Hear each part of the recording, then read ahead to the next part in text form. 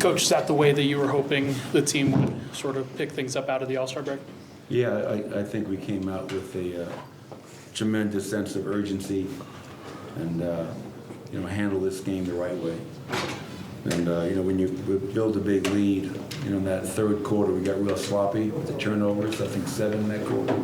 But, you score 88 in the paint, 27 on the break, 21 on the glass, and 41 assists. So there were just so many positives, and 52 points scored off of our bench. And I thought Peyton and Zeke, their defensive activity, 4 blocks apiece. That was just fun to watch. So a lot of guys played really well. We handled our business, but now we got to do it again tomorrow night in Portland.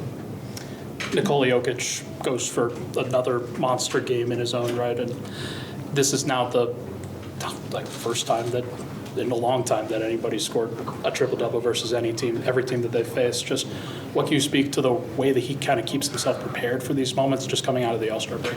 So was Washington the only team he did not have a triple-double against? Yeah. And Denver. I hope he never gets that. Me too. And I think I speak for everybody in this room. So he can cross Washington off the list finally. Well, I think it just speaks to Nikola. I mean, he only took 10 shots. He made them all. Never forcing it. 15 assists, 19 rebounds. And what's unique about him is that he can impose his will in so many different areas. Some guys were great scorers. But Nikola, he can score, he can rebound, he can play make. He can just impact the game across the board. And as we always talk about, just the definition of greatness. But Jamal 18, 8 and 4, only 1 turnover. Michael 22, Aaron 17, got in foul trouble, and then all the contributions off the bench. But yeah, another special night for Nikola, and just another triple double. That's almost what you come to expect from him. When he throws the outlet pass without even bringing his arm down after a rebound, where does that sort of rank for you among some of the other types of passes that he can pull off, whether it's the behind the back stuff or the no look? Where does it sort of reside? Well, I mean, it's funny, man, because when he gets the ball, he had the 3/4 court pass to Aaron for a layup. Like any great passer, his head is always up. He's surveying the floor. He's seeing who is open, where the defense is, and he just has a tremendous IQ. And he sees a lot of things before they happen. So the outlet passes, the behind the backs, over the heads, eyes closed, eyes open, whatever you want to call it. He is one of the best passers to ever play this game. And that's saying a lot because this game has seen some great players in its very long history. Zeke and Peyton had 4 block shots apiece, and they were electric. How much stock do you put in a block shot and what it does to a team? Well, I think it can be a real momentum changer. I mean, and it's funny, you go back to Bill Russell, and the reason I talked about Bill Russell being a great shot blocker was when he blocked the shot, he kept it in bounds. And that fueled the break. And I thought we had a bunch of those tonight, Vic, where we blocked shots, and then we ran off of that. So yes, everybody likes somebody blocking a shot into the third row, hitting the popcorn lady in the ass, but I would rather keep it in bounds and get out and run. And that we had really good examples of that tonight. But we talked pregame about Zeke, and what he did tonight is what you need from Zeke Naji.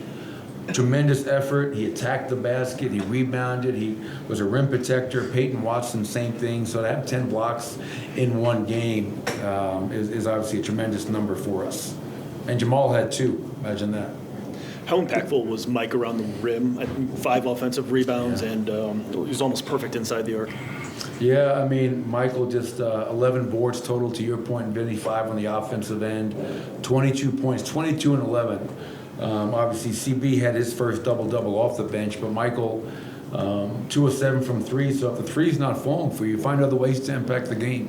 And I thought, on top of the rebounding, I thought Michael had some really good basketball plays tonight.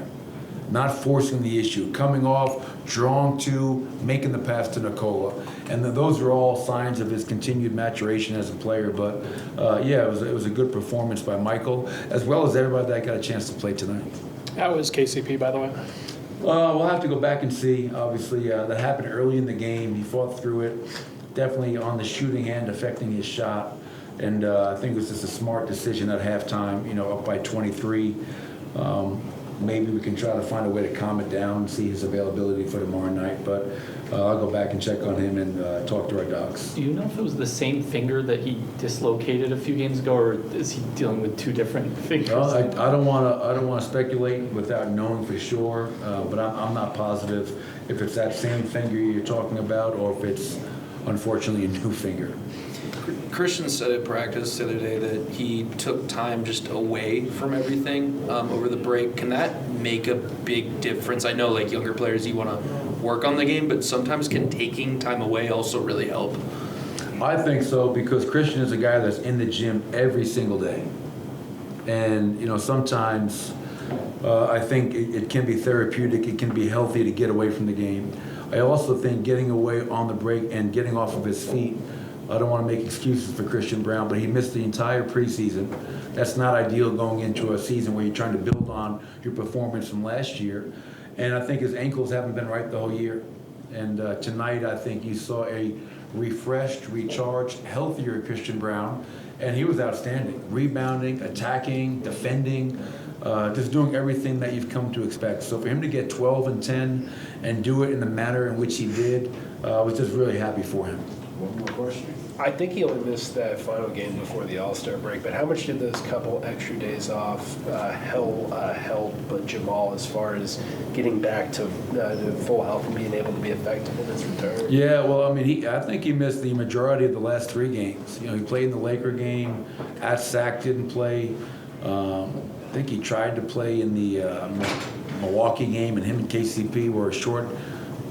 Lived in that game. But yeah, I think for all of our guys, Jamal coming back, getting some rest, and 18, 8, and 4 with 2 blocks, 3 steals, and only 1 turnover.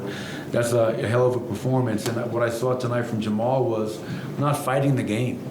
He's playing a pick and roll. They're up. They're showing him a crowd. The amount of great pocket passes that he made tonight to Nikola, who either scored or got somebody else an open shot. So Jamal had 8 assists, but he probably had around 5 or 6 hockey assists behind that. So, I think the break was really effective and for all of our players, especially Jamal and everybody else that we talked about. Thank you, Coach.